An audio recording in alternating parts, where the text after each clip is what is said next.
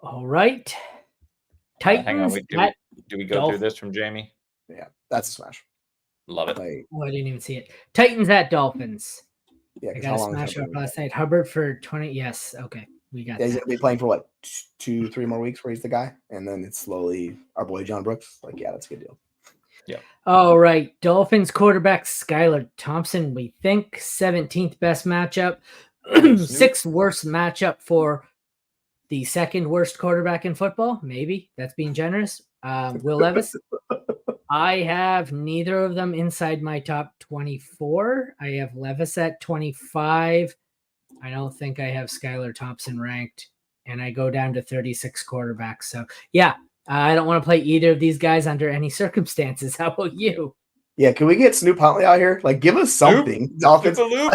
Or better yet, just go to Tyreek with the Wildcat. I think that would be more successful than putting Skylar Thompson at quarterback.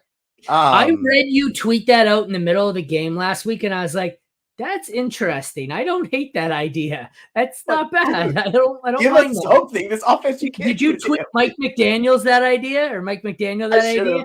I don't mind that. I don't like tagging players and coaches, but that's not a bad suggestion. I liked it. Come on, I Mike. think Mostert, he's not healthy, but I think Mostert actually ran a little bit of Wildcat back in the day. Not on Miami, obviously, but when San Francisco tried to copy them. So yeah, just what we need. Mostert playing quarterback with more opportunity to get hurt. Awesome.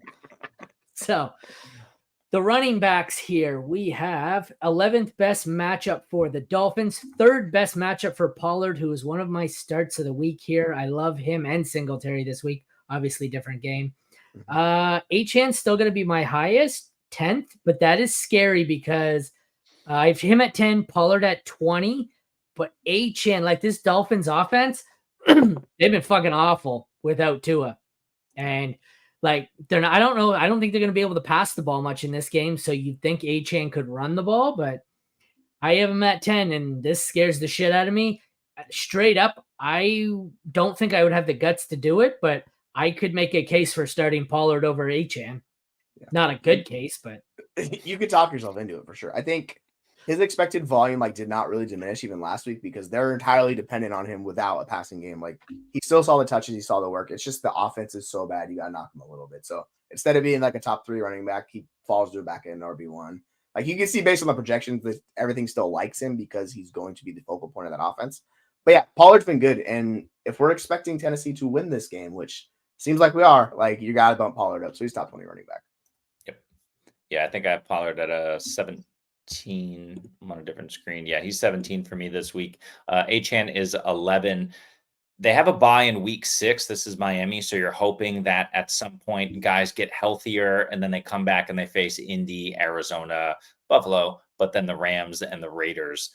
So it's a really nice stretch for Achan in this Miami offense. If they have a capable quarterback, I think you got to get Snoop Huntley in now. You got to let him cut his teeth for this season on Tennessee, then New England next week, get him into the bye, give him 3 weeks ramp up, and then it's all systems go after the bye with Huntley because who the hell knows what's going on with Tua. That said, Achan, yeah, he's a flex for right now. I would prefer Pollard over him in this one.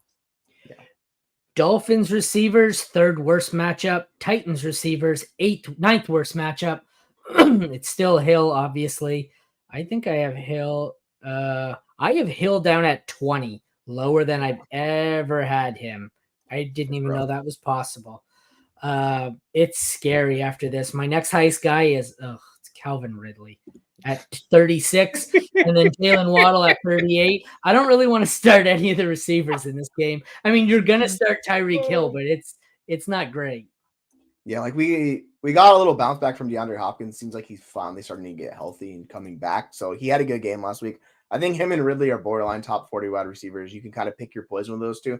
I'm not doing Jalen Waddle, man. Like I can't with this offense. They can't support. Yeah. It's hard enough to start Tyreek Hill with this. Like Jalen Waddle is just basically giving you nothing. So Jalen Waddle's on my bench until this changes, which sucks because he's a really good player. But I just can't do it with Waddle. So he's outside my top 50 this week. Yeah, and the other thing is Tennessee. I don't know if we would call them a run funnel. We might. Some people might, but they're not giving up to the wide receivers. They are the third best against wide receivers for fantasy. So Tyreek is my wide receiver 24. Jalen Waddle, I'm not even going to look. He's probably in the 40s. Can't do it, like you said. I would prefer Calvin or DeAndre probably over these guys, but I don't prefer anyone. All right. Tight ends, bad matchups for both. Let's chalk this up under the who gives a shit and move on.